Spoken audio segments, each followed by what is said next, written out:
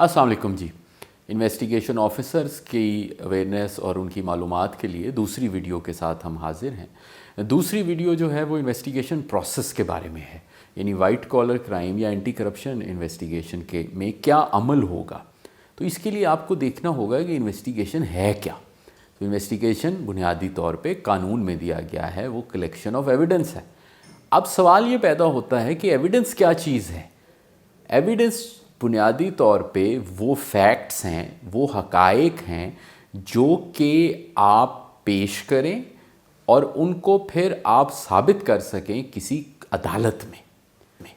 हमें ये पता है कि इन्वेस्टिगेशन जो है वो ऑरल होती है, डॉक्यूमेंट्री होती है, सर्कमस्टेंशियल होती है और एक्सपर्ट होती है, यानी ज़ुबानी या दस्तावेज़ी या वाक़याती शहादत और उसके अलावा माहिरीन की राय। हमारा ये ख़्याल नॉर्मली होता है कि करप्शन के केसेस में शायद सिर्फ दस्तावेज़ी सबूत ही रिक्वायर्ड हैं। ये एक गलत फ़हमी है, क्योंकि आप लोगों ने बहुत सारे जो गवाह हैं उनको इंटरव्यू करना है, आप लोगों ने वाक़याती शहादत भी करनी है।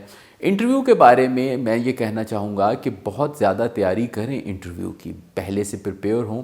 ज़्यादातर जो आपके मुल्ज़मान होंगे वो बड़े हाई प्रोफाइल और वेल प्रिपेयर्ड होंगे। आप अपने लिए एक एसेट परफॉर्मर भी बना सकते हैं। एसेट परफॉर्मर के परफॉर्मर्स आपके महकमे ने आपको दिए होंगे, नहीं तो आप ख़ुद बना लीजिए। नॉर्मली जो इन्वेस्टिगेटर ऑफिसर सबसे जो एक आम गलती करते हैं वो ये हैं कि वो क्वेश्चनेयर या सवाल नामा नहीं बनाते। अब आप सोचिए कि बहुत ही कोई अहम हाई प्रोफाइल एक्यूज़्ड है और आप उसके सामने कैजुअली बैठेंगे तो उसका फ़ायदा नहीं होगा, नुकसान होगा। अगर क्वेश्चनेयर नहीं होगा तो आपका एक इंटरव्यू कैजुअल और इनफॉर्मल रहेगा।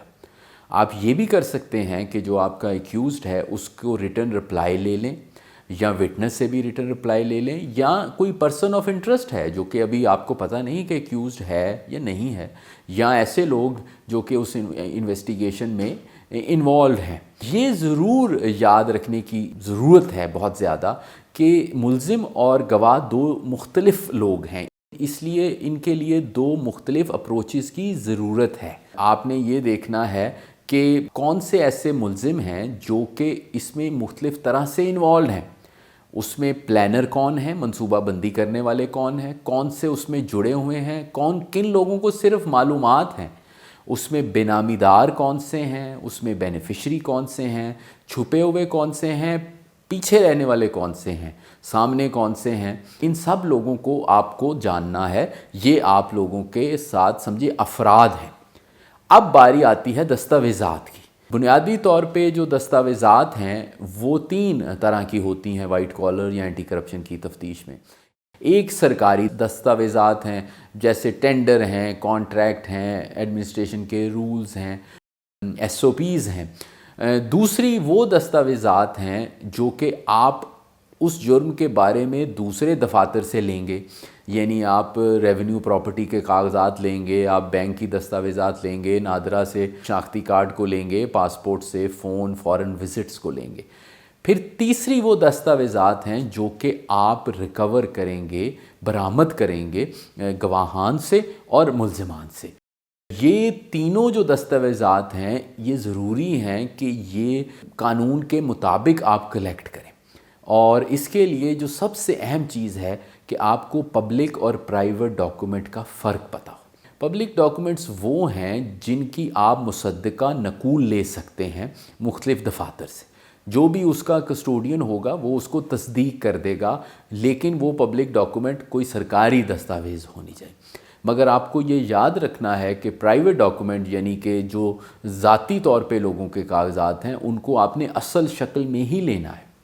फिर आपको ये भी याद रखना चाहिए कि जिस भी दस्तावेज़ात को लें उसका सीज़र और रिकवरी मेमो बनाएं, जिसे फ़र्द मकबूजगी कहते हैं या फ़र्द बरामदगी भी बाज़ जगह पे कहा जा सकता है। आप जो कवरिंग लेटर्स हैं उनको इस्तेमाल कर सकते हैं। बाज़ आप चिट्ठी लिखेंगे आपको जवाब आ जाएगा, लेकिन ये देखिए कि जी उन कवरिंग लेटर्स के अंदर आपने डॉक्यूमेंट की तफसील दी हो कि वो डॉक्यूमेंट है किस तरह का, उसके अंदर क्या क्या चीज़ें प्रोवाइडेड हैं, उसको फिर आप ओरिजिनल फॉर्म में रखिए।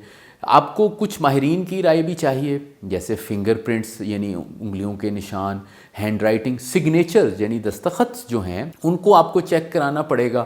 اس کا جو پروسیس ہے وہ قانون میں دیا گیا ہے، جس میں آپ نے 3 طرح کے کاغذات لینے ہیں: کویسچن، روٹین اور سامپل ہینڈ رائٹنگ جو ہے وہ آپ نے جج کے سامنے لینی ہے، سلو، میڈیم اور فاسٹ کے ساتھ۔ اس کے علاوہ آپ ہو سکتا ہے کہ آپ کو ویڈیو ایویڈنس کا بھی یوز کرنی پڑے، CCTV وغیرہ کرنا پڑے۔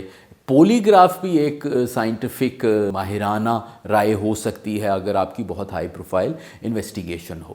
میں اس ویڈیو کا اختتام اس چیز سے کروں گا کہ انویسٹیگیشن پروسیس کے اندر یہ یاد رکھیں کہ آپ ایویڈنس کو کلیکٹ کر رہے ہیں، اور ایویڈنس کلیکٹ کرتے ہوئے گواہان، دستاویزات اور واقعاتی شہادت اور ماہرین کی رائے کو آپ نے اکٹھے لے کر چلنا ہے۔ Thank you.